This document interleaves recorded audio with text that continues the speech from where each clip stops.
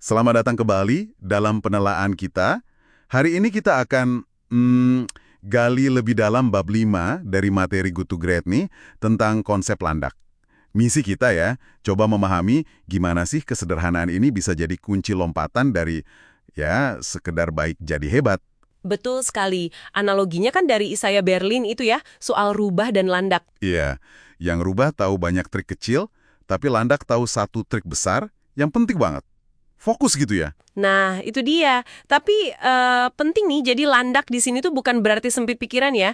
Justru sebaliknya, ini soal pemahaman mendalam yang bikin kita bisa lihat inti masalah di tengah kerumitan. Kayak Darwin dengan seleksi alamnya, atau Einstein sama relativitas. Mereka itu contoh landak, menyederhanakan dunia jadi satu ide besar yang kuat. Oke. Dan perusahaan yang lompat dari baik ke hebat itu ternyata mikir dan bertindaknya kayak landak ini ya. Intinya kan ada di irisan 3 lingkaran penting. Coba kita bedah satu-satu deh. Lingkaran pertama dulu. Lingkaran pertama itu menjawab pertanyaan krusial. Di bidang apa Anda bisa jadi yang terbaik di dunia? Perhatikan kata terbaiknya itu. Bukan sekedar apa yang kita bisa lakukan dengan baik atau kompetensi inti kita. Bukan itu. Wah, terbaik di dunia. Berat juga ya kedengarannya. Maksudnya gimana tuh? Ini tentang potensi unik buat jadi nomor satu. Dan ya, ini butuh kejujuran yang brutal buat nentuinnya. Harus benar-benar lihat fakta, apa yang kita bisa kuasai, dan juga apa yang nggak mungkin kita kuasai. Contohnya kayak Wells Fargo itu ya. Mereka sadar nggak bakal bisa jadi bank global terbaik ngalahin Citicorp. Jadi mereka fokus ke apa yang bisa mereka kuasai. Menjalankan bank kayak bisnis, efisien, fokus di wilayah barat AS aja. Tepat. Atau Abbott Labs. Mereka geser fokus dari coba jadi perusahaan farmasi terbaik, yang kayaknya udah nggak mungkin, jadi yang terbaik dalam bikin produk kesehatan yang hemat biaya. Itu beda banget ya sama perusahaan pembandingnya kayak Upjohn yang katanya terus ngejar mimpi ngalahin Merck. Nah, itu kontrasnya. Upjohn terjebak ilusi, sementara Abbott dan Wells Fargo berani hadapi fakta brutal dan fokus pada apa yang mereka bisa menangkan. Jadi ini soal realisme juga ya. Oke, masuk akal.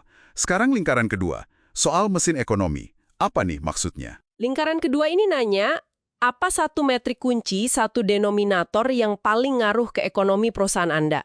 Kalau kita paham ini, cara kita ambil keputusan bisa berubah total. Contohnya tadi Walgreens ya. Mereka geser fokus dari laba per toko jadi laba per kunjungan pelanggan. Betul sekali. Ini kayaknya nggak cuma ganti angka di laporan kan? Ini pasti ngubah cara mereka milih lokasi toko, bikin inovasi kayak apotek drive-thru gitu. Persis. Denominator itu jadi kayak kompas buat semua keputusan bisnis. Apakah ini bakal naikin laba perkunjungan pelanggan? Wells Fargo juga gitu, fokus mereka kan laba per karyawan. Itu mendorong efisiensi gila-gilaan. Jadi nemuin X yang tepat di profit per X itu penting banget. Jadi mikir ya, apa denominator kunci buat bisnis kita masing-masing? Lingkaran ketiga sekarang soal passion atau gairah. Nah, yang ketiga ini, apa yang benar-benar bikin Anda semangat? Apa yang Anda pedulikan secara mendalam? Ini kedengarannya agak subjektif ya, dibanding dua yang lain. Sepenting apa sih passion ini? Penting banget ternyata. Perusahaan hebat itu nggak cuma ngerjain apa yang mereka kuasai dan nguntungin aja, tapi juga ngerjain apa yang benar-benar mereka pedulikan. Passion ini jadi bahan bakar buat konsisten jangka panjang, apalagi pas lagi susah. Contohnya Philip Morris itu ya. Lepas dari kontroversi produknya, katanya eksekutifnya itu sangat bergairah sama bisnis mereka. Iya, passion itu yang bikin mereka jalan terus. Nah, penting juga dicatat, nemuin irisan 3 lingkaran ini, terbaik di bidang apa, mesin ekonominya apa, passionnya apa, itu bukan proses instan. Oh iya, butuh waktu ya? Iya, rata-rata 4 tahunan lah disebut di buku itu. Perlu dialog mendalam, debat sengit, berani hadapin fakta. Seringkali lewat mekanisme kayak dewan atau council gitu yang isinya orang-orang kunci yang tepat. Ini proses iteratif buat dapat pemahaman. Bukan sekedar bravado atau nentuin target ambisius tanpa dasar kuat. Oke, jadi prosesnya nggak gampang. Dan setelah ketemu konsep landaknya, tantangan selanjutnya apa? Disiplin ya? Tepat sekali.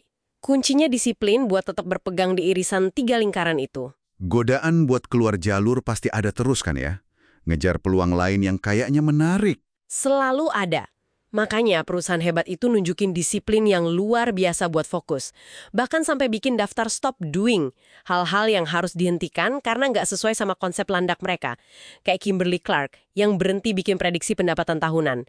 Itu butuh keberanian. Wow, stop doing list. Menarik itu. Oke deh, kalau gitu kita coba rangkum ya intinya.